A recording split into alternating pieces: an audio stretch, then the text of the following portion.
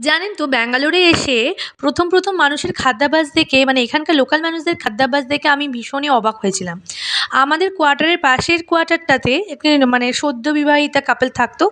সেই মেয়েটি আমারই বয়সী আর ছেলেটি অরিজিতেরই বয়সী। মানে তো তারা দুজনেই ওয়ার্কিং। তো আমি একদিন তাদের জিজ্ঞাসা করছিলাম যে, "তোমরা কী খাও? মানে ৩ বেলা কী খাও?" তো ও আমাকে বলল যে, ও সকালবেলা উঠে লেমন রাইস করে, দুপুরে ওটাই টিফিনে নিয়ে যায় অফিসে। রাত্রিবেলা মানে বাইরে থেকে ঘুরে এসে রাগি মুদ্দা বানায়। রাগি মুদ্দার সঙ্গে সাম্বার বানিয়ে খায়। আবার কোনো দিন ওই রাগি মুদ্দা ওটা না বানিয়ে তার বদলে ওই লেমন রাইসের সাথেই সাম্বার বা চাটনি করে খেয়ে নেয়। এখানকার লোকেরা কিন্তু খেতে হবে বলে খায়।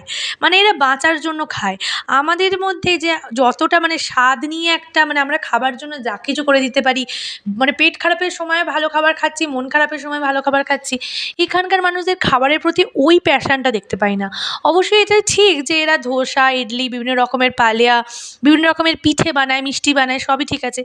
তবে আমার কেন জানি না মনে হয় বাঙালিদের মধ্যে খাবারের প্রতি ভালোবাসাটা বা খাবো বলে কোথাও একটা গেছি, খেতে হবে বলে মানে প্রচণ্ড খাবো বলে খাচ্ছি, এই যে চোখের খাওয়াটা এটা কিন্তু বাঙালিদের মধ্যে সবথেকে বেশি আছে বলে আমার মনে হয়। এছাড়া পাঞ্জাবিদের মধ্যেও থাকতে পারে, কারণ পাঞ্জাবি ফুড আমার ভীষণ প্রিয়।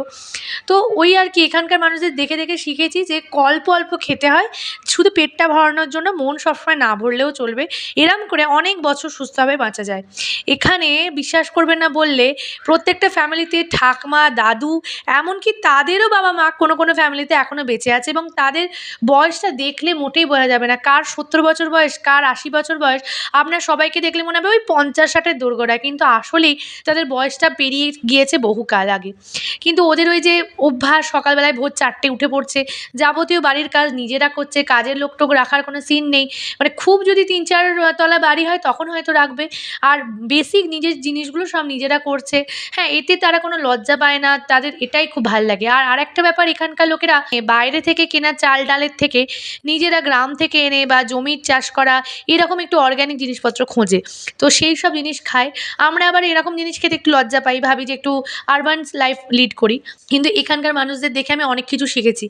আর একটা জিনিস শিখেছি, সেটা হচ্ছে খালি পায়ে হাঁটা। এখানকার মানুষেরা জানেন তো মাঝে আমি দেখি ঘাসের ওপরে খালি পায়ে হাঁটছে।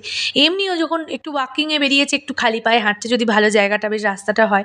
আবার এখানে একটা টেম্পল আছে, যে টেম্পলে পুজো দিলে ১ মাস আপনাদের খালি পায়ে হাঁটতে হবে। সেটা বোধহয় কার্তিক ঠাকুরের টেম্পল। আমার ঠিক সঠিকভাবে জানা নেই।